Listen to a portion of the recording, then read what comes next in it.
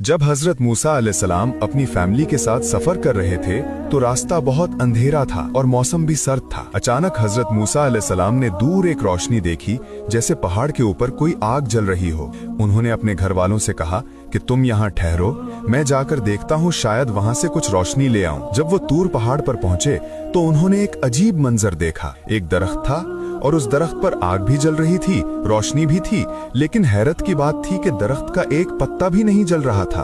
हजरत मूसा हैरान होकर बोले, या अल्लाह, ये क्या चीज है? आग भी है मगर दरख्त जल नहीं रहा। उसी वक्त एक नूरानी आवाज आई और वो आवाज अल्लाह की थी, नरमी और ताकत से भरी हुई।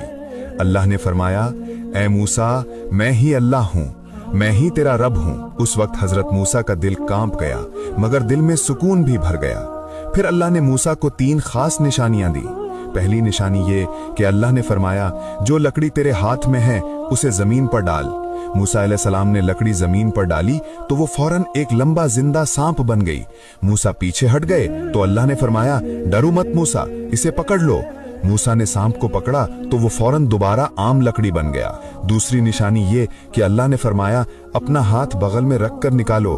जब मूसा अलैहिस्सलाम ने हाथ निकाला तो वो सफेद पाक नूर से चमक रहा था, जैसे रोशनी का चिराग हो, मगर कोई आग नहीं थी। तीसरी निशानी ये कि मूसा ने दुआ की, या अल्लाह, मेरी जुबान खोल दे ताकि लोग मेरी बात समझ सकें। तो अल्लाह ने मूसा को साफ और मजबूत गुफ्तगू की ताकत दी। उनकी बात सीधी दिल में उतरती थी। बाद में एक यहूदी आलिम था जो मूसा अलैहिस्सलाम की इन निशानियों की ताकत तलाश करता फिरता था।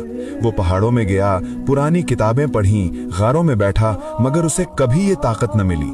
आखिर एक बुजुर्ग ने उसे कहा कि ये ताकत तेरे लिए नहीं, क्योंकि ये ताकत लकड़ी या हाथ या लफ्जों में नहीं थी, बल्कि सीधी अल्लाह की तरफ से आती थी, और अल्लाह ये ताकत सिर्फ अपने खास नबियों को देता है। यहूदी आलिम खामोश हो गया और समझ गया कि अल्लाह की ताकत इंसानों के बस की चीज नहीं, बल्कि अल्लाह जिसे चाहे देता है।